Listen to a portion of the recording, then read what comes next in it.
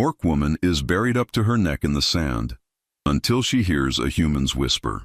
There are exactly 3 things you need to know about dying in the desert. First, the sun doesn't kill you quickly. It takes its time, turning your skin to leather, your throat to dust, your thoughts to fever dreams. Second, the vultures know. They circle hours before you're actually dead, patient as death itself because they've done this 1,000 times and they know how the story ends.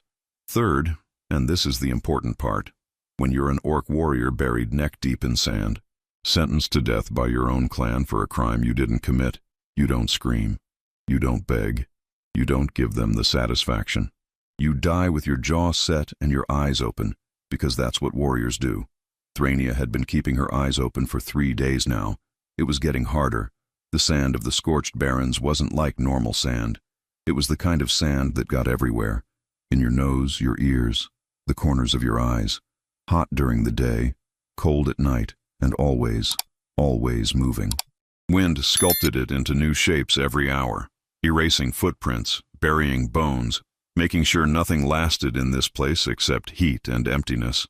Thrania's head stuck out of the ground like a particularly ugly cactus. Her black hair, usually braided for battle, hung loose and tangled.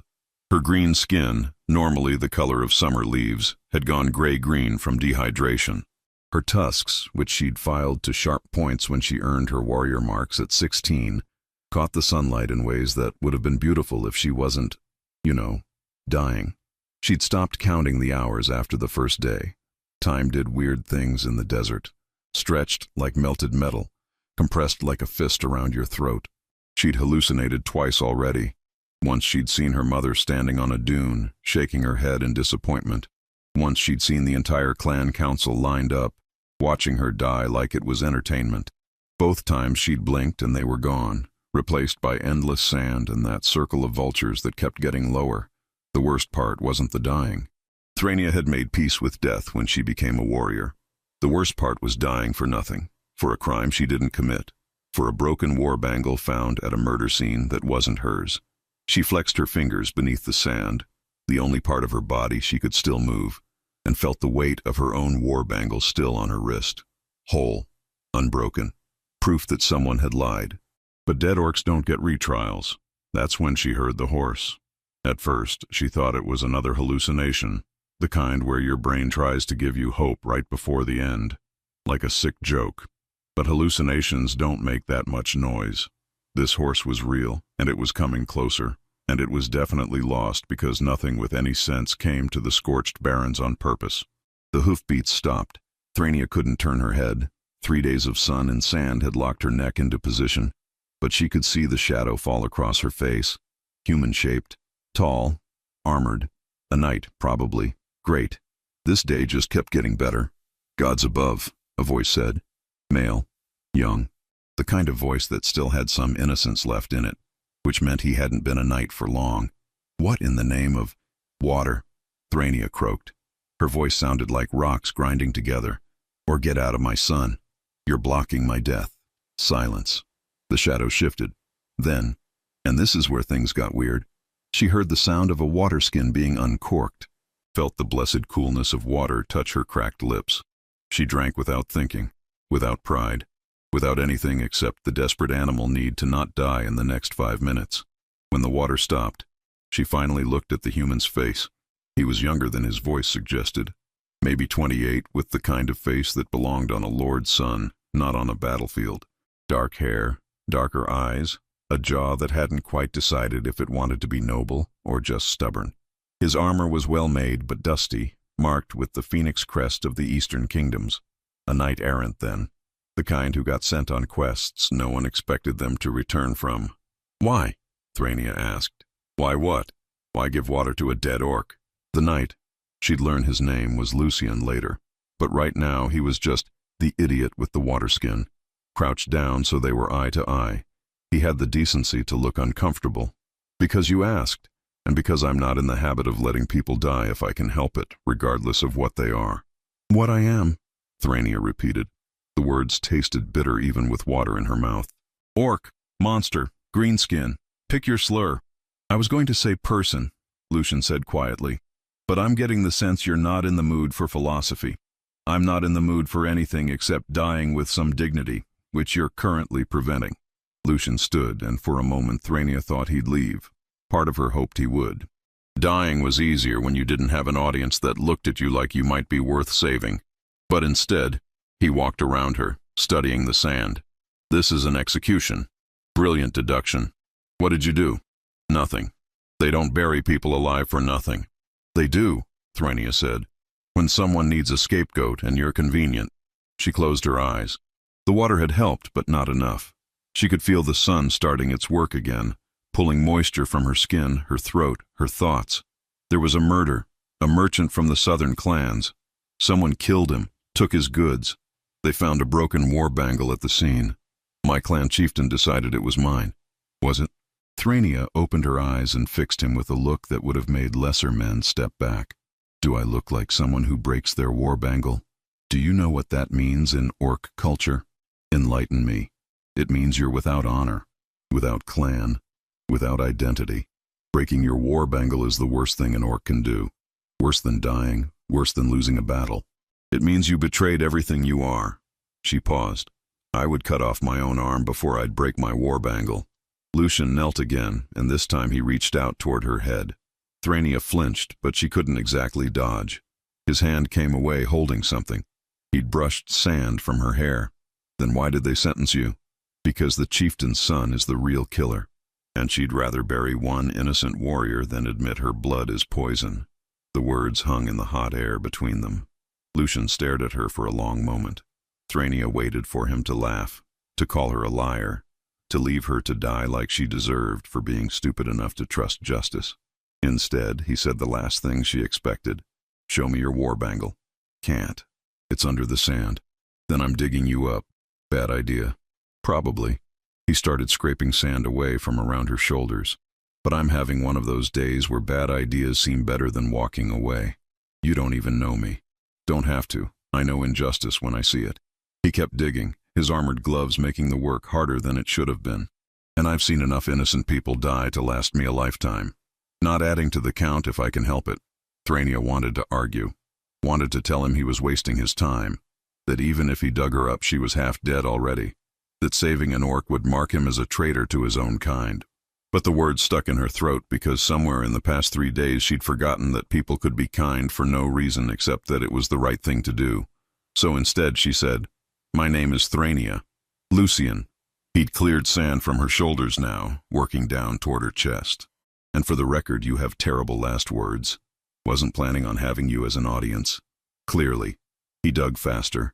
"Tell me about this chieftain's son, the real killer." "Kreshnar." Thrania spat the name like poison. "Tall even for an Orc, 7 feet and change. Thinks his mother's position makes him untouchable. He's been stealing from the southern trade routes for months, but he's careful. Kills witnesses. Doesn't leave evidence. Except a broken war bangle. Except that, which should have been the first clue something was wrong. Orcs don't break war bangles. We lose them when we die. They're removed by the clan during burial rites, passed to family or melted down for the next generation. Finding one broken at a crime scene is like finding a human knight's sword buried tip-first in the ground. It doesn't happen unless someone is making a point." Lucian had reached her waist now. The sand was compacted, heavy from 3 days of settling. He was sweating despite the coming evening. "So he framed you. Broke his own war bangle, left half of it at the scene. Blamed me. His mother backed him up because she'd rather protect her son than the truth." Thrania felt Lucian's hands hit her arm beneath the sand. Felt him pause. "Go ahead, check it." He pulled her right arm free, sand cascading off it. There, just above her wrist, was her war bangle. Iron, thick as her thumb, engraved with the marks of her clan and her own personal deeds. Whole, unbroken, as solid as the day she'd earned it. Lucian stared at it for a long time. Then he started digging faster. "We need to get you out of here." "Why?" Thrania asked, and she hated how her voice cracked. "What difference does it make?" "Because," Lucian said, pulling her other arm free, "I don't believe in leaving innocent people to die. And because I'm willing to bet Kreshnar still has his war bangle somewhere, and that half of it matches the piece they found at the murder scene." He looked up at her, and his eyes were hard with the kind of determination that either changed the world or got you killed. Usually both. How do you feel about justice? I'm an orc who's been buried alive for 3 days. How do you think I feel? Angry? Understatement. Good. Lucian pulled her left leg free. Anger keeps you alive. Anger gives you purpose. Anger is a waste of energy when you can barely walk. Thrania interrupted, but she felt it anyway. Felt rage kindle in her chest like a fire that had been banked for 3 days and was suddenly given air. Even if we prove Kreshnar is guilty, my chieftain won't care. She's already sentenced me. Going back is suicide. Then we don't go back empty-handed. Lucian freed her other leg and sat back on his heels, breathing hard. We get proof. Real proof. Undeniable proof. The kind that even a mother can't ignore. Thrania tried to stand. Failed. Her legs had been locked in one position for 72 hours, and they'd gone beyond numb into a kind of dead weight that barely felt like part of her body. Lucian caught her before she face-planted into the sand. Up close, she realized he smelled like horse, sweat, and something else. Something clean. Like he'd actually bathed in the last week, which was disturbingly civilized for someone traveling through the scorched barrens. Easy, he said. You need water, food, and about 12 hours of sleep before you can fight anyone. Don't have 12 hours. Thrania leaned on him harder than she wanted to admit. Kreshnar will have moved on by now. Probably killed again. He's careful, but he's also greedy. Won't stop until someone stops him. Then we track him. Lucian helped her toward his horse, a rangy gray gelding that looked about as thrilled to be in the desert as she was. But first, you need to not die, which means water, food, and figuring out how to get you on this horse without you falling off. Getting Thrania onto the horse was about as dignified as a drunk bear trying to climb a tree. Her legs didn't work right. Her arms felt like they'd been replaced with wood. Everything hurt in ways she hadn't known were possible, and she'd been through 3 major battles and a bear mauling. But eventually, through a combination of Lucian pushing and Thrania refusing to admit defeat, she ended up slumped over the horse's neck like a very uncomfortable sack of potatoes. Graceful, Lucian commented, swinging up behind her. Shut up. They rode toward the setting sun, leaving the burial site behind. The vultures, disappointed, circled once more, and then flew away to find easier prey. In Thrania's experience, disappointment was a universal language. The desert looked different from horseback. Still empty, still deadly, but somehow smaller, like a problem that could be crossed rather than an execution chamber. Lucian rode in silence for a while, which Thrania appreciated because talking required energy she didn't have. But eventually, because humans apparently couldn't help themselves, he asked, "Why did your chieftain choose you specifically? Out of everyone in your clan, why were you the convenient scapegoat?" Thrania was quiet for so long that Lucian probably thought she'd fallen asleep. But she was just deciding whether the truth was worth the energy it took to speak it. Finally, because I spoke up. 3 months ago, during a clan council, Kreshnar wanted to raid a human settlement near the border. I said it was a bad idea, that we'd signed a ceasefire treaty, and breaking it would bring war we couldn't win. Borga, the chieftain, agreed with me, publicly, in front of the whole council. She shifted, trying to find a position that didn't make her ribs scream.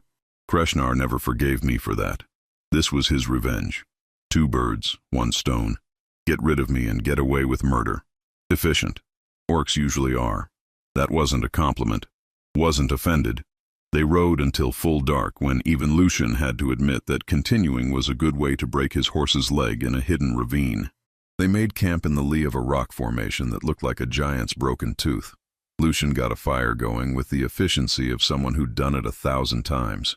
Thrania sat and tried not to look like she was dying, which was harder than it sounded because she was definitely dying, just slower now. Lucian handed her his water skin and a piece of dried meat that was only slightly questionable. Eat, drink, sleep, in that order. Don't tell me what to do. Wasn't asking. He settled against the rock opposite her, far enough that he wasn't crowding, close enough that he could react if she collapsed. Smart.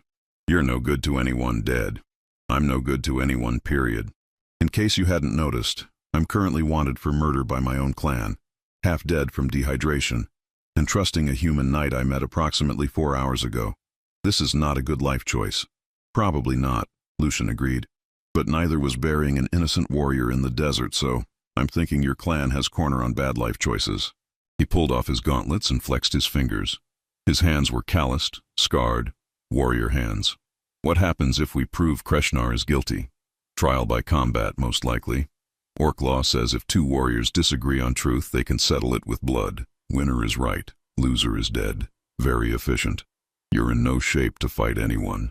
Then I die. Thrania said it matter-of-factly, like she was discussing the weather. But at least I die fighting, not buried in sand. Improvement. Lucian was quiet for a moment. Then, what if you had help?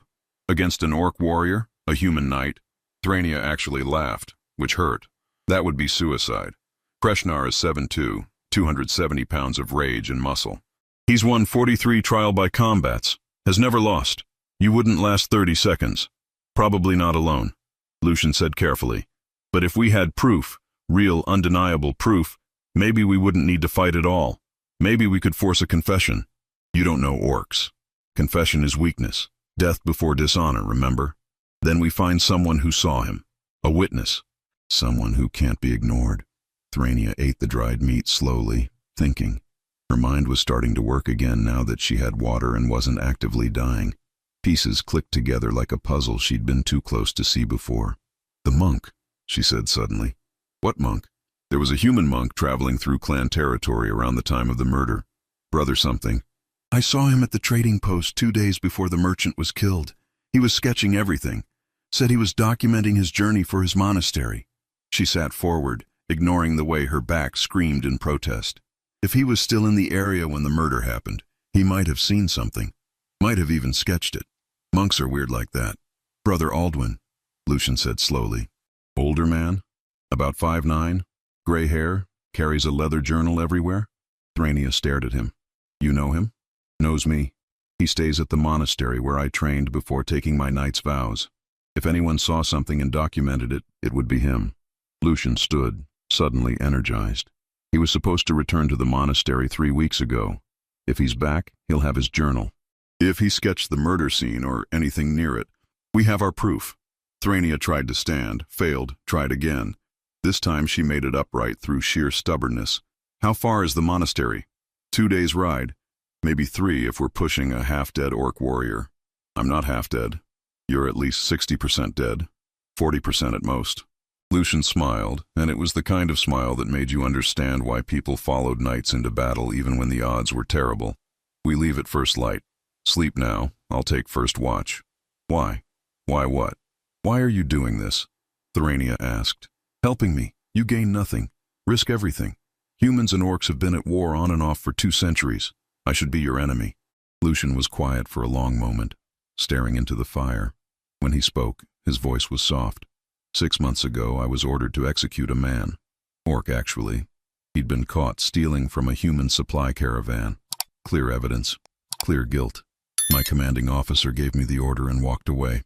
He paused. I asked the orc why he stole. Know what he said? Thrania shook her head. He said his daughter was sick, needed medicine. Human merchants wouldn't trade with orcs, wouldn't sell to him at any price. So he stole what he needed. I asked how old his daughter was. He said 6. Lucian looked at her. I let him go. Told my commander he escaped. Got court-martialed, stripped of my command, sent on quests no one expects me to return from. Been traveling ever since. That's why you're out here alone, Thrania said. You're not a knight-errant, you're a disgraced knight. Semantics. Lucian poked the fire with a stick. Point is, I learned that following orders and doing what's right aren't always the same thing. Sometimes you have to choose. And I'd rather live with the consequences of being kind than the consequences of being obedient. Thrania lay down on the hard ground, staring at the stars.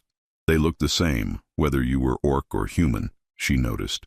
Burning and distant and utterly indifferent to the mess happening below. Your commander was right to strip your rank. You're a terrible knight. I know. But you might be a decent person. I'll take it. They didn't talk after that. The fire burned low. The desert night wrapped around them like a cold blanket, and for the first time in 3 days, Thrania slept without thinking she'd never wake up. They reached the monastery at sunset 2 days later. The journey had been rough. Thrania's body kept trying to give up, but her stubbornness kept overruling it.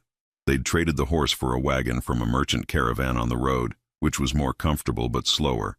Lucian had spent the time telling her about the monastery, about Brother Aldwin's obsessive documentation, about how the monks kept records of everything that happened within 100 miles because knowledge was sacred and memory was unreliable.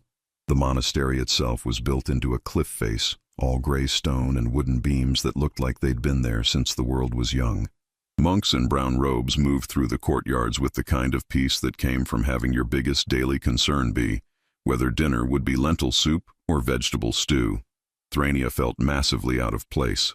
She was an orc warrior in leather armor, held together with spite and determination, standing in a place dedicated to non-violence and contemplation.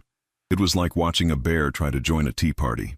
Brother Aldwin was in the library, which was exactly where Lucian said he'd be. He was older than Thrania expected, close to 60, with a face that had been weathered by sun and wind, and too many years walking places most people had the good sense to avoid. He looked up when they entered, and his face went through several expressions in quick succession: surprise, recognition, concern, and then something that might have been hope. "Lucian," he said. His voice was scratchy, like he didn't use it much. "I was wondering if you'd come." "Brother Aldwin?" Lucian bowed slightly, the kind of bow that came from years of training. "This is Thrania. She needs your help." Aldwin looked at Thrania. Really looked. The way monks did when they were trying to see past what you showed them and into what you were hiding. "You're the orc warrior who was sentenced to death." "Was," Thrania confirmed. "Got better. I drew you," Aldwin said, which was possibly the strangest thing anyone had said to her all week. He stood and moved to a shelf, pulling down a leather journal that looked like it had survived a war.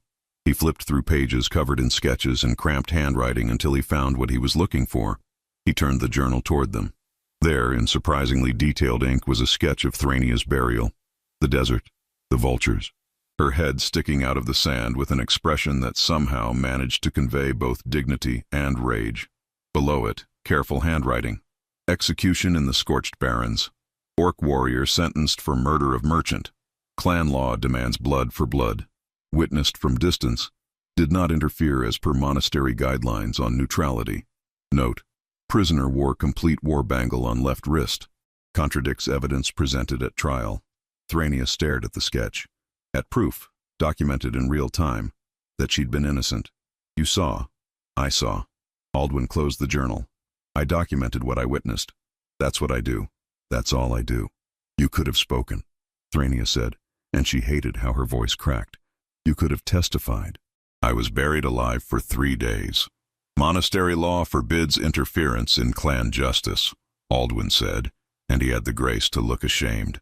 "I wanted to help, but my vows, your vows," Thrania spat, "almost let an innocent warrior die."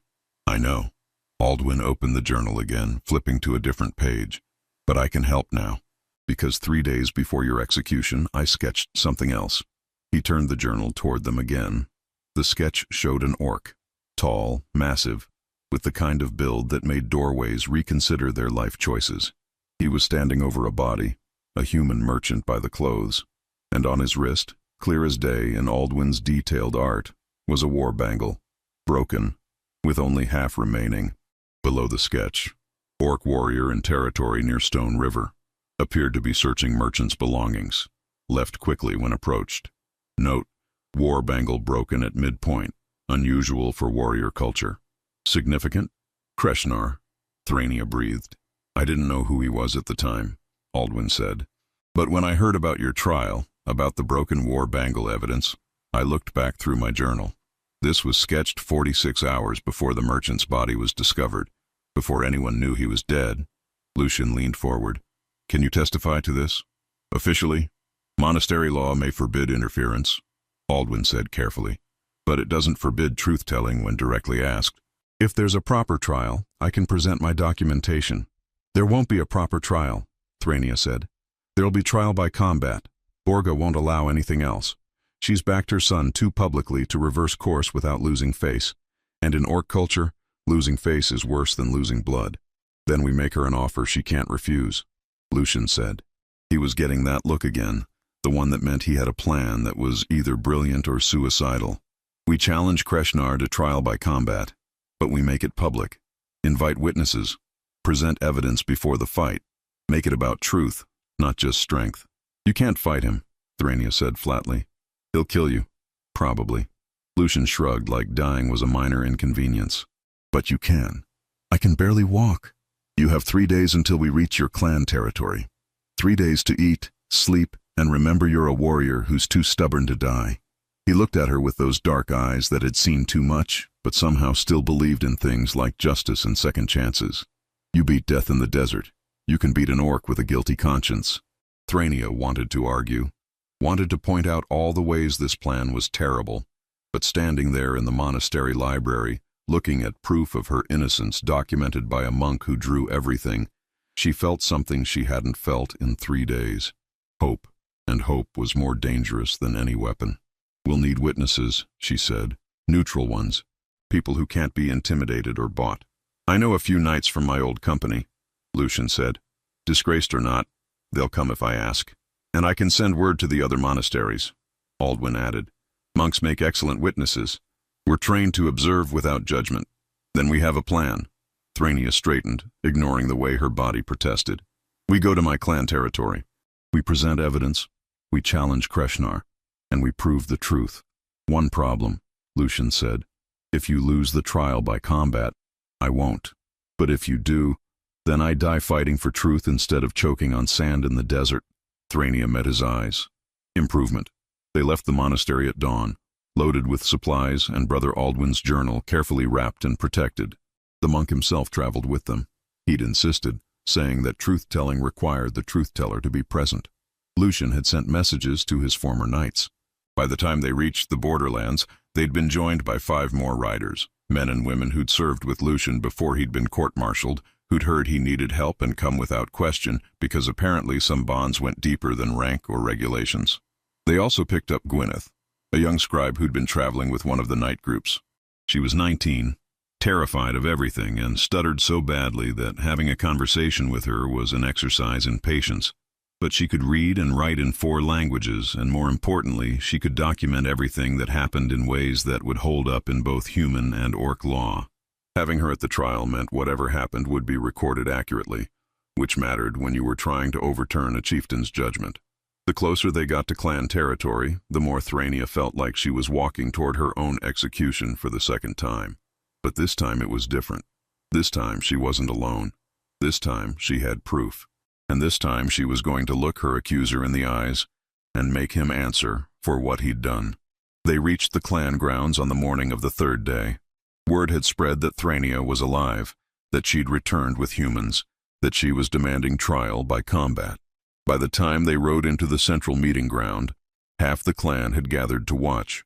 Orcs lined the edges of the space, warriors in leather and hide, elders with faces carved by years and battles, children who'd been told the story of the murderer who escaped execution, and standing at the far end, on a raised platform carved from stone, was Borga.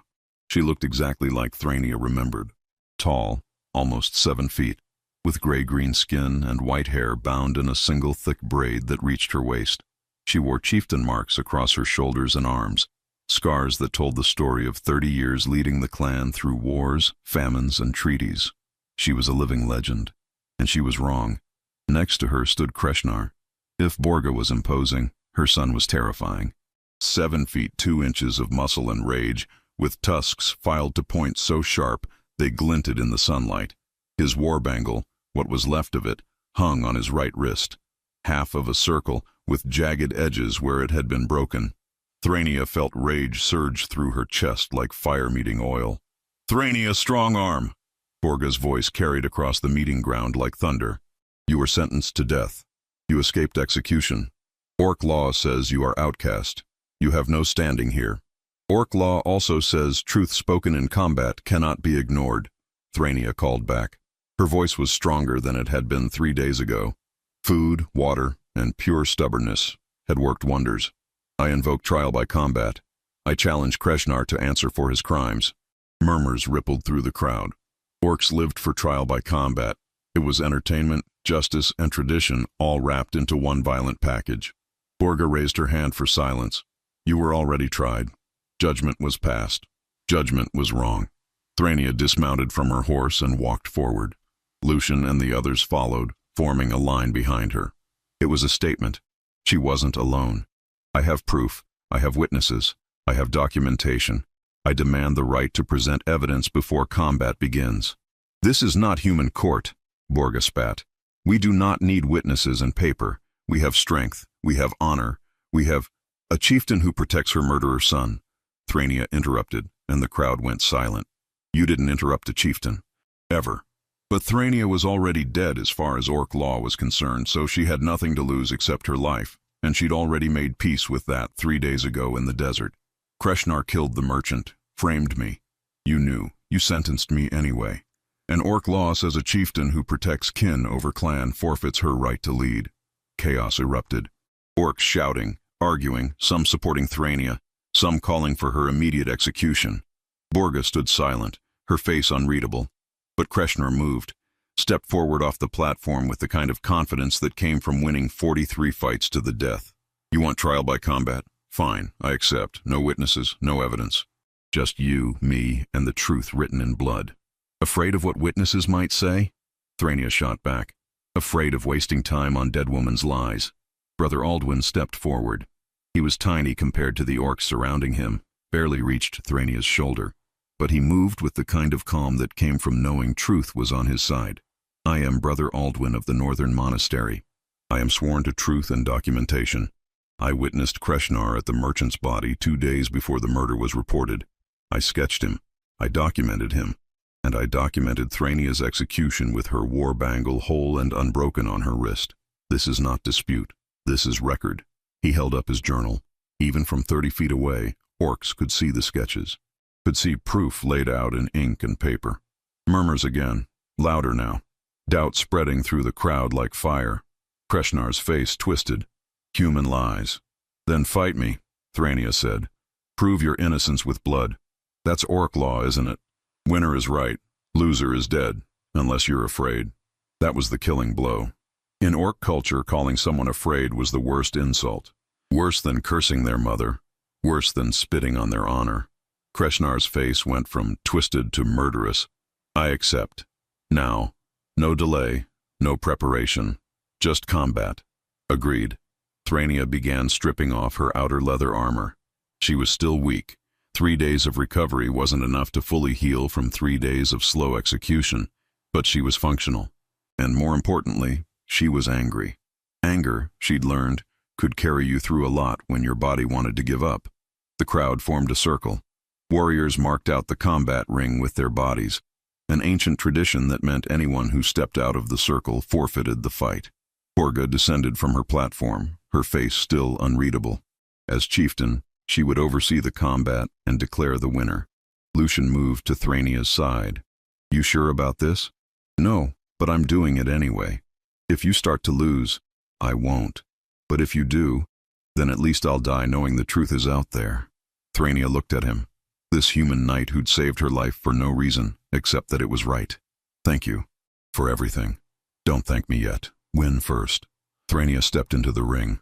Kreshnar was already there, rolling his massive shoulders, cracking his neck. He had 6 inches of height on her and at least 80 pounds of muscle. Under normal circumstances, the fight would have been close. With Thrania half recovered from dying in the desert, it should have been a massacre. But Thrania had something Kreshnar didn't. She had the truth, and she had nothing left to lose. The fight began without ceremony. Kreshnar charged like a bull, all rage and momentum. Thrania dodged left, barely, feeling his fist whistle past her ear close enough to hear. She countered with a strike to his ribs that would have dropped a normal warrior. Kreshnar just grunted and swung again. This time she wasn't fast enough. His backhand caught her across the face, and she tasted blood. The crowd roared. Orcs loved violence the way humans love songs, with their whole hearts and no apologies. Thrania rolled with the hit, using momentum to create distance. Her vision swam. Her legs threatened to give out. But she stayed upright through sheer stubbornness and the memory of 3 days buried in sand. Kreshnar came again, and this time she was ready. She ducked under his swing, stepped inside his guard, and drove her elbow up into his throat. Not hard enough to kill, trial by combat had rules, but hard enough to make him choke and stumble back. You killed the merchant, Thrania said, her voice carrying across the circle. You broke your own war bangle. You framed me. Say it. I'll say nothing, Kreshnar wheezed. To dead woman. He lunged again. They grappled, strength against strength. Kreshnar had size. Thrania had desperation. They crashed to the ground in a tangle of limbs and rage. Kreshnar got his hands around her throat and squeezed. The world started to gray out at the edges. Thrania could hear Lucian shouting something, could hear the crowd, could hear her own heartbeat getting slower. But she could also see Kreshnar's wrist, see his broken war bangle up close, see the jagged edge where it had been snapped. And in that moment of oxygen-deprived clarity, she realized something. The break was fresh, recent. The metal was still bright where it had fractured, not oxidized or weathered. He hadn't broken it months ago. He'd broken it recently, probably after her trial, to make the evidence match the story, which meant the piece found at the merchant's body had been planted, had been there all along, had been part of the frame from the beginning. With the last of her strength, Thrania grabbed Kreshnar's wrist and twisted. The broken war bangle dug into his skin, and he released her throat with a grunt of pain. She sucked in air, rolled away, and stood on legs that felt like water. "Your war bangle," she gasped, pointing at his wrist. "The break is fresh, days old, not months. You broke it after my trial." "Which means the piece at the murder scene was placed there, planted. You framed me from the beginning." Kreshnar looked at his wrist, at the evidence he'd been carrying this whole time without realizing it was condemning him. His face went through several expressions: surprise, rage, and then calculation. He was trying to figure out how to lie his way out of truth. Examine it. Thrania called to Borga. "Any smith can tell you how old a metal break is. The oxidation, the wear. His war bangle was broken days ago, not months. He's been wearing evidence of his guilt this whole time." Borga moved forward. The crowd parted for her. She took Kreshnar's wrist in her hand and studied the broken war bangle. Her face, which had been carefully neutral, went hard. When she looked up at her son, Thrania saw something break behind the chieftain's eyes. "Is this true?" Kreshnar said nothing. "I asked you a question, warrior. Is this true? Did you break your war bangle after Thrania's trial?" Still nothing. Silence was admission. Everyone in the circle knew it. Borga released his wrist like it burned. She looked old suddenly, tired, like she'd been holding up the weight of a lie for months and had finally been allowed to put it down. "Kreshnar Stronghold, son of my blood, I ask you one final time. Did you murder the merchant? Did you frame Thrania?" The silence stretched. Then, quietly, with all the rage drained out of him, "Yes." The word fell into the circle like a stone into still water. Ripples of shock spread through the crowd. Borga closed her eyes. "Then by Orc law, by clan law, by the laws I have sworn to uphold even when they tear my heart out, I declare Kreshnar guilty. I declare Thrania innocent. And I declare this trial by combat finished." "We're not finished," Kreshnar snarled. And he was on Thrania before she could react. But he wasn't aiming for her. He was aiming for Borga, rage and shame driving him to the one unforgivable act in Orc culture, attacking the chieftain. Lucian moved.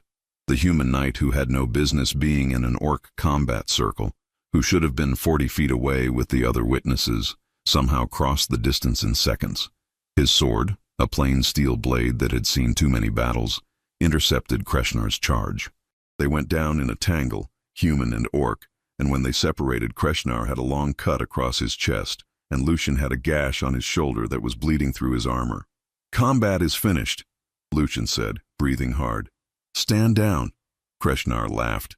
It was the laugh of someone who'd lost everything and decided to take the world down with him. A human, defending an Orc chieftain, protecting a clan that would kill you without thought. "You really are a fool, knight." "Probably," Lucian agreed. "But I'm a fool who keeps his promises, and I promised Thrania I'd help her find justice. Not done yet." Kreshnar charged again. This time, Thrania was ready. She stepped between them, caught Kreshnar's wrist as he swung, and used his own momentum to throw him to the ground. He landed hard, wind knocked out of him. She put her foot on his chest and looked at Borga. "Your son confessed to murder. He attacked you, his chieftain. He broke every oath an Orc holds sacred. By Orc law, he's forfeit. His life belongs to the clan." She pressed down harder. "I claim right of execution." "Granted," Borga said. Her voice was empty, hollow.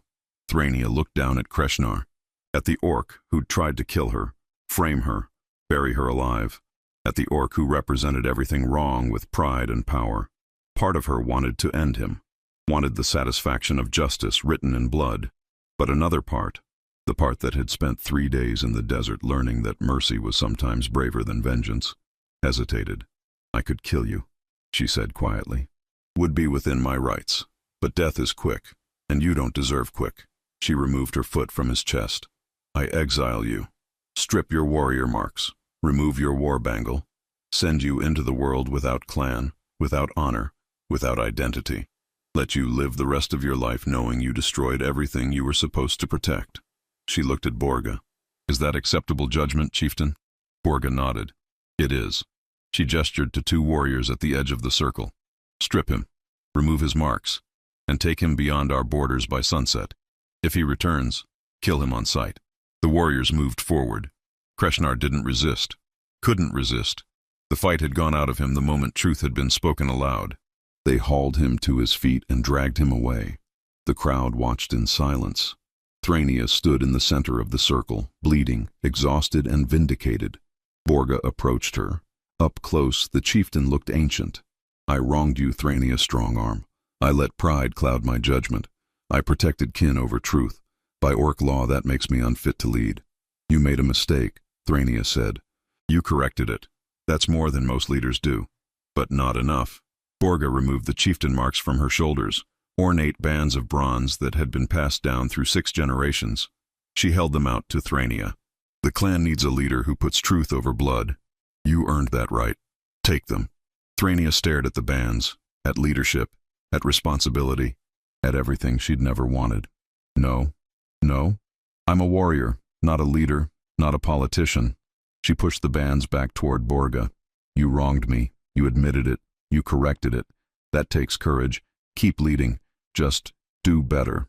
Borga looked at the bands, at Thrania, at the crowd watching them. Then she did something no one expected. She laughed. It was a tired laugh, but genuine. "You refuse power when offered. That makes you exactly the kind of person who should have it. Then I'll refuse harder." Thrania turned to leave the circle, swayed and would have fallen if Lucian hadn't caught her. "I need water, and sleep, and approximately 12 years of not being buried alive." The crowd parted for them as they left the circle. Thrania heard murmuring behind her. Respect, curiosity, debate about what had happened and what it meant. But she was too tired to care. She'd proven her innocence. She'd faced her accuser. She'd won. Everything else could wait until she could stand without support. They were halfway to the camp where Lucian's group had set up when Borga caught up with them. She'd put the chieftain bands back on her shoulders, but she looked different somehow. Humbler, more human, which was ironic considering she was an orc. "Thrania," she said. "Wait." Thrania stopped, leaned harder on Lucian. "Chieftain, I owe you more than admission of wrong. I owe you recompense. Name it. Anything within the clan's power." Thrania thought about that, about what she wanted, about what she needed, about what would actually matter a year from now when this was just another story told around fires. "Alliance," she said finally. "What?" "Between your clan and Lucian's people. Not a formal treaty. Those get broken when convenient, but actual friendship, trade, exchange of knowledge. Let human knights train with orc warriors. Let orc families visit human towns. Let children see that the enemy they've been taught to fear is just people who happen to look different." She paused. "That's what I want. That's my recompense." Borga was quiet for a long moment. Then she looked at Lucian. "You speak for your people?" "I'm a disgraced knight sent on impossible quests," Lucian said. "I don't speak for anyone. But you saved an orc's life, brought witnesses, helped prove truth when lies would have been easier. That speaks louder than rank or title." She held out her hand in the orc gesture of agreement, forearm to forearm, strength to strength. "I agree to Thrania's terms, alliance, friendship, and if your people will have it, trade and exchange." Lucian took her forearm. His hand barely fit around it, but the grip was solid. "I'll carry the message.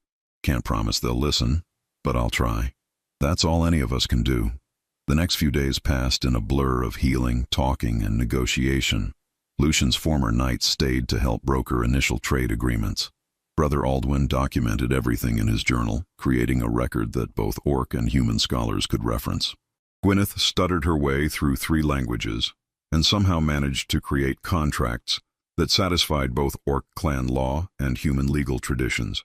It wasn't perfect, but it was a start.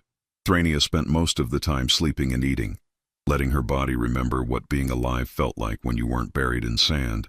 Lucian stayed nearby, not hovering, but present. They didn't talk much. Didn't need to. Sometimes the most important conversations happen in silence. On the 7th day, Lucian came to her tent at dawn. "I have to leave." Thraenia had known this was coming, had prepared for it, hadn't prepared for how much it would hurt. "Your next impossible quest?" "Something like that. There's a village 3 weeks east that's having trouble with raiders. I'm supposed to investigate, mediate, probably get killed in the process." He smiled, but it didn't reach his eyes. The usual. "You could stay," Thraenia said. "Borga would welcome you. The clan could use a knight who thinks before fighting. And you could use a friend?" "That too." Lucian was quiet for a moment. Then he sat down next to her, close enough that their shoulders touched. "6 months ago, I was ordered to execute an orc. I let him go. Lost everything.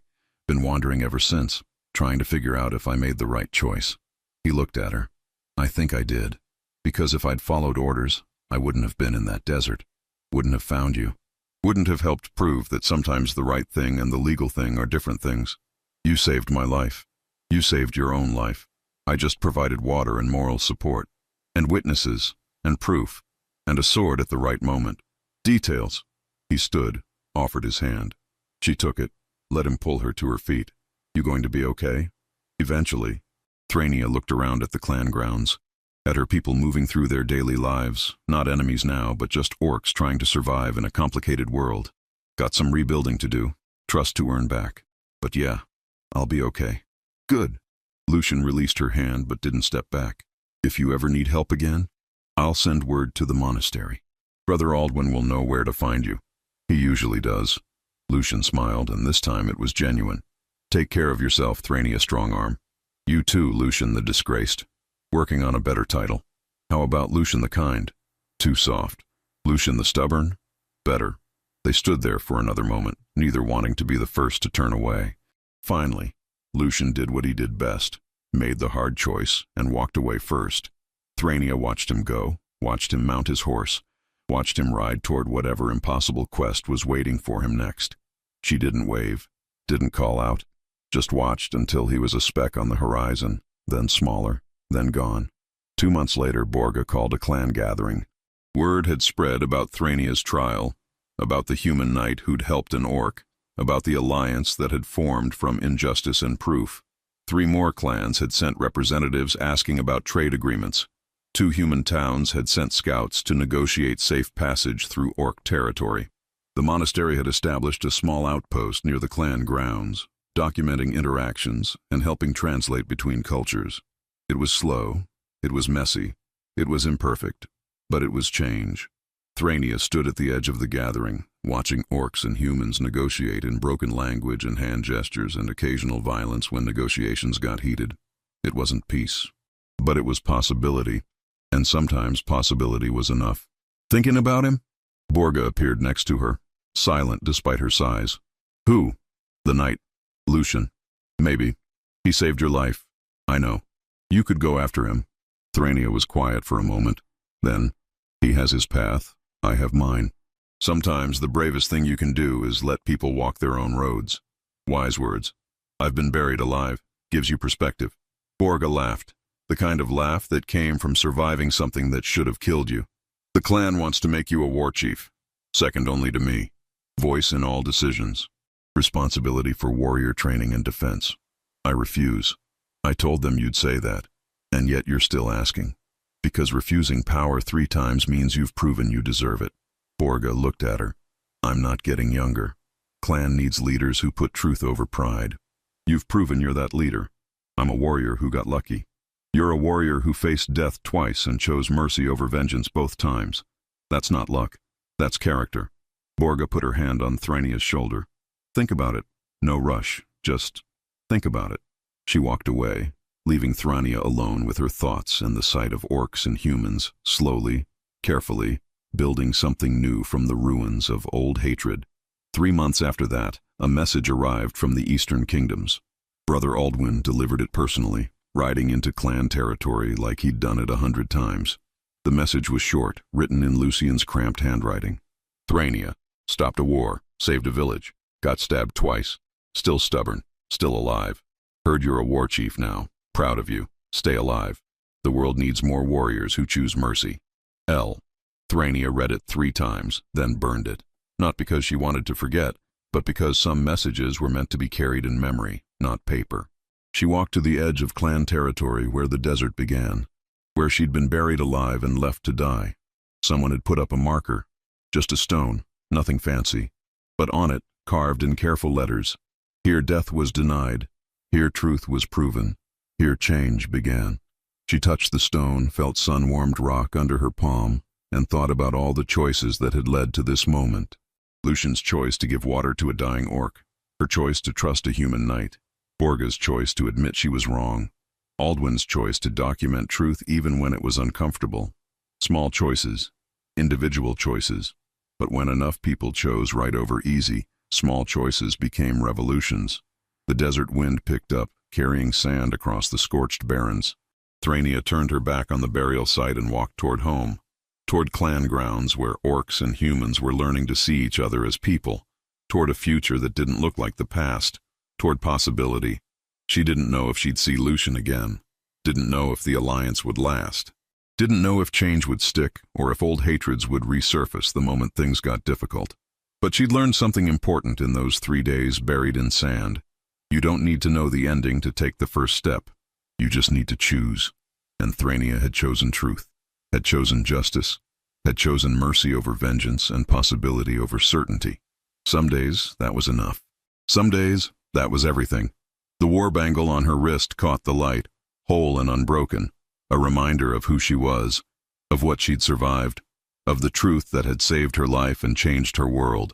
Blood might make you orc, but honor, real honor, the kind that chose right even when it cost everything, honor made you family. And family, Thrania was learning, could be built anywhere, even in deserts, even from enemies, even from moments when death seemed certain and hope seemed impossible. She looked back one last time at the marker, at the place where she'd almost died, at the beginning of everything that came after. Then she smiled, just a small smile but real, and walked home. The desert remembered everything, but so did she. And unlike the desert, she got to choose what she did with those memories. She chose to build, to teach, to create something better than what came before. That was the real victory. Not surviving, not proving innocence, but choosing, every single day, to make the world a little less cruel than it was yesterday. And if a certain disgraced knight happened to ride through clan territory 6 months later, wounded and exhausted and still too stubborn to die, well, Thrania would have water ready, and maybe if she was lucky, they'd have time to sit by a fire and talk about all the impossible things they'd survived, because that's what warriors did. They survived, they adapted. They chose mercy when the world demanded violence. And sometimes, when they were very lucky, they found allies in the last places they expected to look. The desert wind sang across the barrens, carrying stories of change and possibility. And in the clan grounds, an orc war chief smiled and got back to the work of building peace, one careful choice at a time. If this story moved you, share it. Leave a comment about the moments that hit hardest, and subscribe to our channel, Orcbound Tales. And remember, the bravest warriors aren't always the ones who fight. Sometimes they're the ones who choose to see enemies as people, injustice as something worth fixing, and mercy as the truest form of strength. In the end, justice isn't about revenge. It's about truth. About choosing right even when wrong is easier. About seeing people, orc, human, or anything else, as worthy of dignity. Thrania learned that in the desert. Lucien knew it before they met. And together, they proved that sometimes the greatest battles aren't fought with swords. They're fought with choices. Small ones. Daily ones. Choices to be kind when kindness costs something. To be honest when lies would be comfortable. To build bridges when walls would be safer. That's the real story. Not about an orc who survived execution, but about people who chose to be better than their prejudices. And isn't that the story we all need to hear?